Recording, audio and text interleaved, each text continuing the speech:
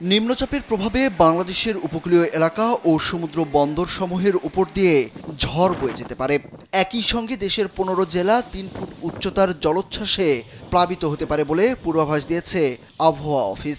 শনিবার আবহাওয়াবিদ মোহাম্মদ শাহিনুল ইসলাম স্বাক্ষরিত আবহাওয়ার ৩ নম্বর বিশেষ বিজ্ঞপ্তিতে এসব তথ্য জানানো হয়।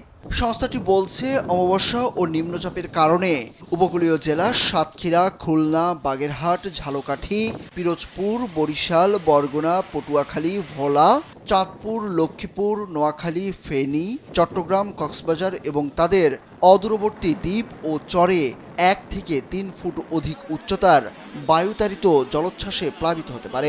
স্যান্ডেলিনা সো, রূপচর্চায় আভিজাত্য। আবহাওয়া অফিস জানায়, গাঙ্গেয় পশ্চিমবঙ্গ ও তৎসংলগ্ন উত্তর পশ্চিম বঙ্গোপসাগর এবং বাংলাদেশের উপকূলীয় এলাকায় অবস্থানরত নিম্নচাপটি পশ্চিম উত্তর পশ্চিম দিকে অগ্রসর হয়ে গত মধ্যরাতে গাঙ্গেয় পশ্চিমবঙ্গ ও তৎসংলগ্ন ঝাড়খণ্ডে অবস্থান করছে। এটি আরও পশ্চিম উত্তর পশ্চিম দিকে অগ্রসর হতে পারে। এর প্রভাবে উত্তর বঙ্গোপসাগরে বায়ুচাপের তারতম্যের আধিক্য বিরাজ করছে।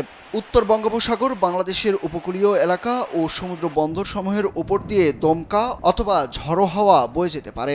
বিজ্ঞপ্তিতে বলা হয়েছে, চট্টগ্রাম, কক্সবাজার, মোংলা ও পায়রা সমুদ্র বন্দরসমূহকে ৩ নম্বর সতর্ক সংকেত দেখিয়ে যেতে বলা হয়েছে।